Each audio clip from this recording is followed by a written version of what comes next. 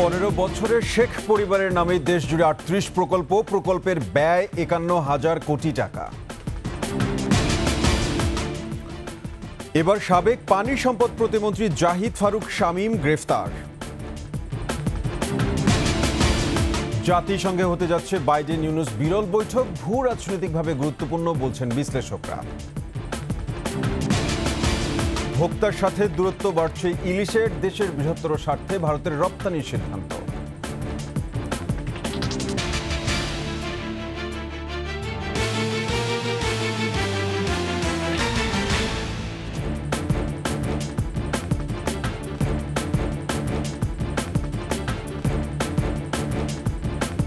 শুনছিলেন first security ইসলাম bank PLC সংবাদ শিরোনাম। আমন্ত্রণ 21 সংবাদে, সাথে আছি আমি সাব্বির আহমেদ। দর্শক, 21 টেলিভিশনের সংবাদ একই সাথে সরাসরি দেখতে পাবেন আমাদের ফেসবুক পেজ www.facebook.com/2124 অনলাইনে। এছাড়া সাবস্ক্রাইব করতে পারেন www.youtube.com/21etv চ্যানেলে। গত 15 বছরে শেখ পরিবারের নামেই দেশজুড়ে বাস্তবায়ন হয়েছে ছোট মাঝারি 38টি প্রকল্প। চলমান রয়েছে আরও 44টি। বার্ষিক উন্নয়ন কর্মসূচি এটিবির আওতাধীন এসব প্রকল্পের মোট ব্যয় 51,000 কোটি টাকা। এই 82টি প্রকল্পের প্রত্যেকটির সাথেই জড়িত শেখ পরিবারের কোনো না কোনো সদস্যের নাম। সঞ্জয় অধিকারীর রিপোর্ট। নিজের ও পরিবারের সদস্যদের নামে অবকাঠামো নির্মাণ পছন্দ করতেন ক্ষমতাচ্যুত প্রধানমন্ত্রী শেখ হাসিনা। গত 15 বছরে এই সুযোগটি কাজে লাগিয়েছেন হাসিনা সরকারের মন্ত্রী এবং তার দলের এমপিরা।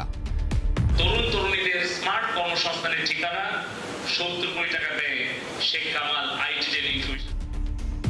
গত 1.5 দশকে শেখ পরিবারের সদস্যদের নামে মোট 51,000 কোটি টাকা ব্যয়ে অন্তত 82টি উন্নয়ন প্রকল্প অনুমোদন পেয়েছে। এর মধ্যে 38টি বাস্তবায়ন হয়েছে, 44টি প্রকল্পের কাজ চলছে। এই যে রাষ্ট্রযন্ত্রকে একটা লুটেরা তন্ত্রে সৃষ্টি করেছে, এর প্রধান পতিত শেখ হাসিনা এবং তার বোনের নাম। প্রাপ্ত তথ্য অনুযায়ী শিক্ষা মন্ত্রণালয়ের 12টি প্রকল্পে শেখ মুজিবুর রহমান ও শেখ হাসিনার নাম ব্যবহার হয়েছে। পরের স্থানে রয়েছে আইসিটি বিভাগ, বস্ত্র ও পাট মন্ত্রণালয়, যুব ও ক্রীড়া এবং বিজ্ঞান ও প্রযুক্তি বিভাগ। সাফারি পার্ক, দৃষ্টিনন্দন ভবন, নভ থিয়েটার, আইসিটি, বিশ্ববিদ্যালয়, মেডিকেল কলেজ ও ডিজিটাল ল্যাব বিষয়ক প্রকল্পই বেশি। এর মধ্যে কিছু প্রকল্প নিয়ে শুরু থেকেই তুমুল বিতর্ক তৈরি হয়। প্রয়োজন হোক বা অপ্রয়োজনীয় হোক, এই ধরনের প্রকল্প নেওয়ার একটা প্রবণতা ছিল।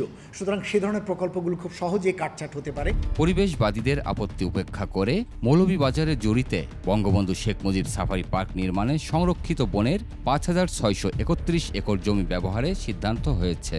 প্রথম পর্যায়ের ব্যয় 364 কোটি টাকা। শেখ হাসিনার নামে যশোরে সফটওয়্যার টেকনোলজি পার্ক করা হয়েছে, ব্যয় 305 কোটি টাকা। বঙ্গবন্ধুর নামে হাইটেক পার্ক, শেখ কামালের নামে আইটি প্রশিক্ষণ কেন্দ্র, Sheikh Russel digital lab, Sheikh Hasina institute সহ রয়েছে আরও কিছু প্রকল্প। এসব প্রকল্পের বেশিরভাগেরই কাজ শেষ। শেখ হাসিনা ক্ষমতাচ্যুত না হলে আগামী 5 বছরে অনুমোদনের জন্য একনেকে উঠত আরও 43টি প্রকল্প। সঞ্জয় অধিকারী, 21 টেলিভিশন, ঢাকা। ক্ষমতাচ্যুত আওয়ামী লীগ সরকারের পানি সম্পদ প্রতিমন্ত্রী কর্নেল অবসরপ্রাপ্ত জাহিদ ফারুক শামীমকে রোববার সন্ধ্যায় রাজধানী বারিধারা থেকে গ্রেফতার করেছে র্যাব। সাবেক সেনা কর্মকর্তা জাহিদ ফারুক 2004 সালে আওয়ামী লীগের রাজনীতিতে যুক্ত হন। 2018 সালে বরিশাল 5 আসনে আওয়ামী লীগের প্রার্থী হিসেবে সংসদ সদস্য নির্বাচিত হন এবং পানি সম্পদ প্রতিমন্ত্রী হিসেবে দায়িত্ব পান। সর্বশেষ 2024 সালের নির্বাচনেও তিনি আওয়ামী লীগের প্রার্থী হিসেবে এমপি নির্বাচিত হন এবং মন্ত্রিসভায় আগের দায়িত্বেই বহাল থাকেন।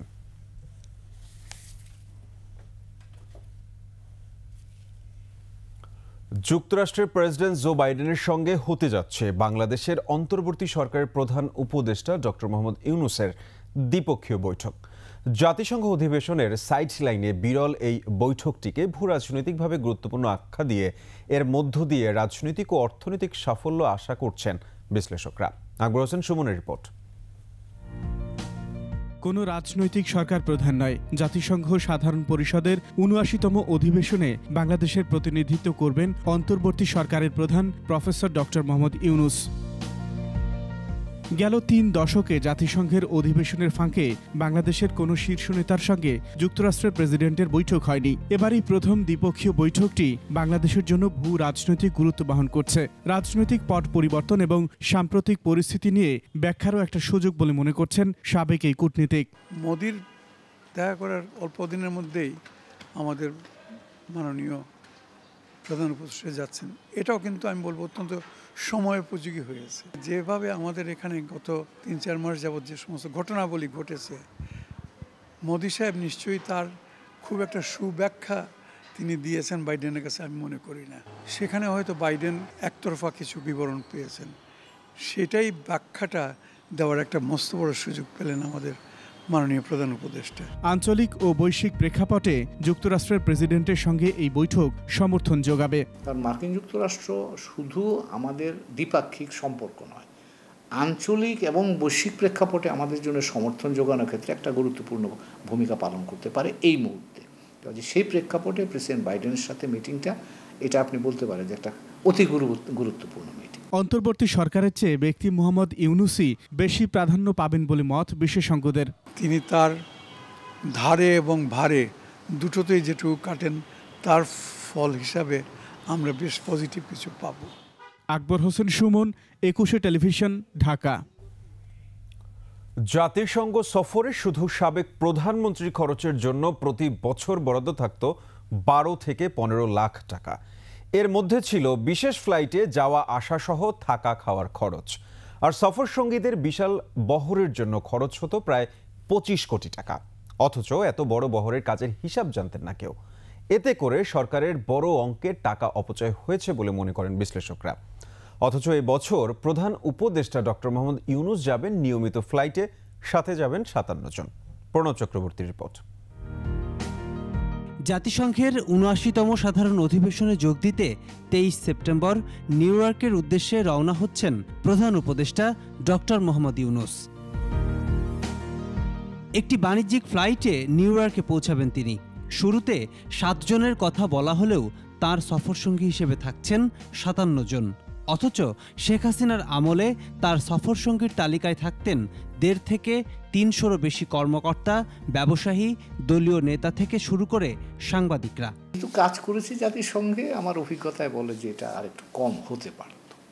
কারণ আমাদের দেশের এখন অর্থনৈতিক সংকটের আলোকে যতখানি কৃচ্ছতা সাধন করা যায় সেটা সব স্তরেই সেটা করাই বোধহয় ভালো। এ ধরনের সফরে শুধু শেখ হাসিনার জন্যই চার্টার্ড বিমানের টিকিটে খরচ হতো প্রায় ২ লাখ টাকা।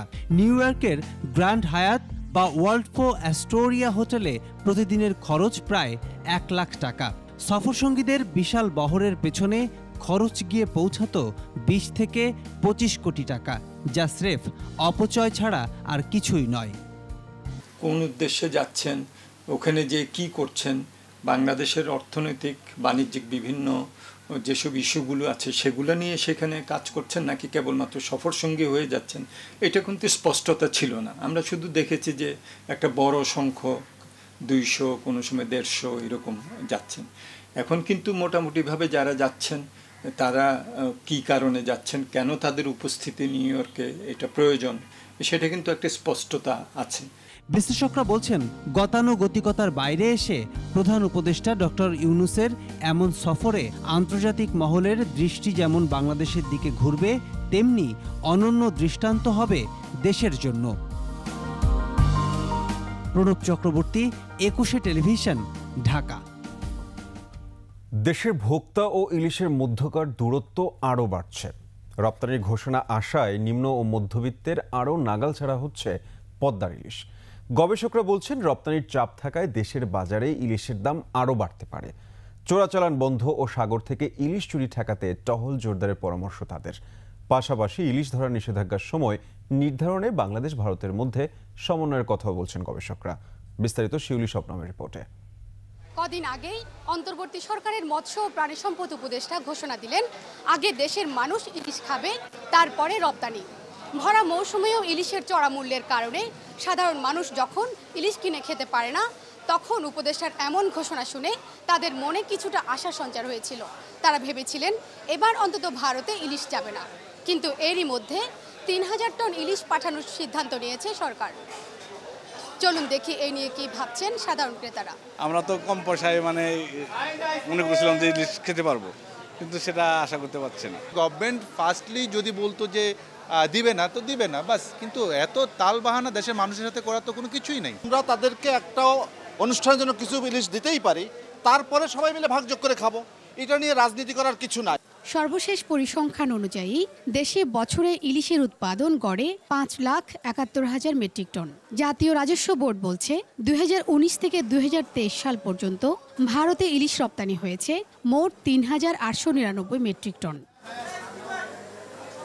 রপ্তানির চাপ থাকলে ইলিশের চড়া দাম আরও চড়ে। উচ্চবিত্তের বাইরে আর কারো পক্ষে ইলিশ কেনার সাধ্য থাকে না। উৎপাদনের কিছু অংশ যখন আরেকটি জায়গাটাতে যাবে তখন হয়তো বাজারে চাহিদা তার একটু বেড়ে যায়, মূল্যের একটা তারতম্য অবশ্যই তখন ঘটে। তো এটা এই বাহিরে দেওয়া ছাড়াও কিন্তু কখনো ইলিশের দাম কমে না, এটা নিয়ে বরাবরই প্রশ্ন থেকে গেছে। এদিকে বাংলাদেশের সোনাদিয়া সহ বিভিন্ন জলসীমা থেকে অবৈধভাবে ভারতীয় জেলেদের ইলিশ চুরি ও পাচারের অভিযোগ দীর্ঘদিনের। তার উপর ডিম ছাড়ার মৌসুমে বাংলাদেশ ইলিশ ধরায় নিষেধাজ্ঞা দিলে তা দেশের জেলেরা মানলেও ভারতীয় জেলেরা মানে না। চোরাচালান রোধ সহ সংকট সমাধানে জলসীমান্তে টহল জোরদারের পাশাপাশি দুই দেশের ইলিশ ধরার নিষেধাজ্ঞার সময় সমন্বয়ের পরামর্শ গবেষকদের। উভয় দেশের এই সময়টা যে একই সময় বা কাছাকাছি সময় হয়, যেটি আমাদের বাংলাদেশ মৎস্য গবেষণা ইনস্টিটিউটের গবেষণার ফলাফল থেকে এটা করা হয়েছে। আমাদের জন্য আমরা বড় স্টেক হোল্ডার, মোর দ্যান 80% যেটা বাংলাদেশে উৎপন্ন হয়, সেখানে এই সময়ের সঙ্গে ভারতের নিষেধাজ্ঞার সময়টা অ্যাডজাস্ট করার বিশেষ প্রয়োজন রয়েছে বলে মনে করি। ইলিশ বাংলাদেশের জাতীয় মাছ, কিন্তু দিনে দিনে দাম নাগালের বাইরে চলে যাওয়ায় অনেকের পাতেই ইলিশ পড়ে না। সোনার দামে ইলিশ কেনার সাধ্য দেশের কয়জনেরই বা আছে। শিউলি শবনম, 21 টেলিভিশন, ঢাকা। এদিকে অর্থ বাণিজ্য উপদেষ্টা ডক্টর সালেউদ্দিন আহমেদ বলেছেন, দেশের বৃহত্তর স্বার্থে ভারতে ইলিশ রপ্তানির সিদ্ধান্ত নেওয়া হয়েছে। 5,30,000 মেট্রিক টন ইলিশ হয়, এটা একদিনেরও, একটা চাঁদপুর ঘাটের একদিনেরও কম। একটা দেশ যাতে একটা ইমোশনাল ইনভলভমেন্ট আছে, আমাদের ফ্রেন্ডলি কান্ট্রি আমরা বলি, আমরা প্রতিবেশী দেশ, এই 3,000 টন, তার মধ্যে 3,000 টনও যাবে না, কারণ যারা বাইরে বিক্রি করবে, রপ্তানি করবে, তারাও দেখবে এখানে যদি 1200 টাকার ইলিশ ওখানে যদি $5 দেবে না। এটা ছাত্র জনতার অভ্যুত্থানের শহীদ পরিবার ও আহতদের সহায়তা প্রদান শুরু হচ্ছে সোমবার। জুলাই শহীদ স্মৃতি ফাউন্ডেশনের পক্ষ থেকে দেয়া হবে এই সহায়তা। রাজধানীর সিএমএইচে আহত 3 জনকে 1 লাখ করে অনুদানের চেক তুলে দিয়ে এই কার্যক্রমের সূচনা করেন সমাজ কল্যাণ উপদেষ্টা শারমিন মোর্শেদ। মাহতাব মিনহাজের প্রতিবেদন। ছাত্র জনতার অভ্যুত্থানে নিহত ও আহত পরিবারের জন্য গঠিত জুলাই শহীদ স্মৃতি ফাউন্ডেশনের সহায়তা প্রদান অনুষ্ঠান। রাজধানীর সিএমএইচ হাসপাতালে এই আয়োজনে আহত 3 জনের পরিবারকে 1 লাখ টাকা করে অনুদানের চেক তুলে দেন সমাজ কল্যাণ উপদেষ্টা শারমিন এস মুর্শিদ ও ফাউন্ডেশনের সাধারণ সম্পাদক মীর মাহবুবুর রহমান স্নিগ্ধ। দেশব্যাপী ফাউন্ডেশনের এই কার্যক্রম শুরু হচ্ছে সোমবার। এটাকে মনে রাখতে হবে যে it is only the beginning, এটা শুরু। আজকে আমরা আনুষ্ঠানিকভাবে এখানে শুরু করলাম, আগামী কাল থেকে দেশব্যাপী একটা প্রক্রিয়ার মধ্যে দিয়ে কিন্তু এটা শুরু হতে যাচ্ছে। এটা চিকিৎসার জন্য না, চিকিৎসার দায়ভার অলরেডি স্বাস্থ্য মন্ত্রণালয় নিয়েছে, এবং আমরা যেটা দিচ্ছি সেটা যাতে যিনি আহত অবস্থায় আছে তার পরিবারকে যাতে এই মুহূর্তে একটু সাপোর্ট করা যায়। প্রাথমিকভাবে ফাউন্ডেশনের পক্ষ থেকে নিহতদের প্রত্যেক পরিবারকে 5 লাখ এবং আহত প্রত্যেককে সর্বোচ্চ 1 লাখ টাকা করে দেওয়ার সিদ্ধান্ত হয়। মাহতাব মিনহাজ, 21 টেলিভিশন, ঢাকা। কৃত্রিম অরাজকতা তৈরি করে কেউ কেউ শেখ হাসিনার প্রত্যাবর্তনের পথ সুগম করার চেষ্টা চালাচ্ছে বলে মন্তব্য করেছেন বিএনপির সিনিয়র যুগ্ম মহাসচিব রুহুল কবির রিজভী। সন্ধ্যায় যশোরের চৌরাস্তা মোড়ে গণসমাবেশে তিনি এমন মন্তব্য করেন। শেখ হাসিনার প্রত্যাবর্তনের একটা পথ সুগম করার প্রচেষ্টা চালানো হচ্ছে, এবং সেই ক্ষেত্রে কারা কারা মদত দিচ্ছেন সেটাও আমরা জানি। গণতান্ত্রিক রাষ্ট্র পৃথিবীর সবাই বাংলাদেশের গণতান্ত্রিক শক্তিকে সমর্থন দিয়েছে, কিন্তু পার্শ্ববর্তী দেশ তারা শেখ হাসিনাকে সমর্থন করে গেছে। শেষ করছি 21 সংবাদ। যাবার আগে ফার্স্ট সিকিউরিটি ইসলামী ব্যাংক পিএলসি সংবাদ শিরোনামগুলো আরও একবার। 15 বছরে শেখ পরিবারের নামে দেশ জুড়ে 38 প্রকল্পের ব্যয় 51,000 কোটি টাকা। এবার সাবেক পানি সম্পদ প্রতিমন্ত্রী জাহিদ ফারুক শামীম গ্রেফতার। জাতিসংঘে হতে যাচ্ছে বাইডেন ইউনুস বিরল বৈঠক, ভূ রাজনৈতিকভাবে গুরুত্বপূর্ণ বলছেন বিশ্লেষকরা। ভোক্তার সাথে দূরত্ব বাড়ছে ইলিশের, দেশের বৃহত্তর স্বার্থে ভারতে রপ্তানির সিদ্ধান্ত।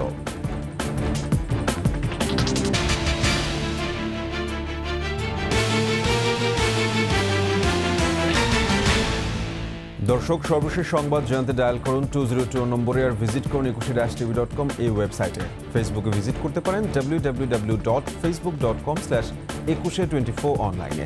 এছাড়া সাবস্ক্রাইব করতে পারেন www.youtube.com/ekushe-tv চ্যানেলে। এতক্ষণ সঙ্গে থাকার জন্য সবাইকে ধন্যবাদ।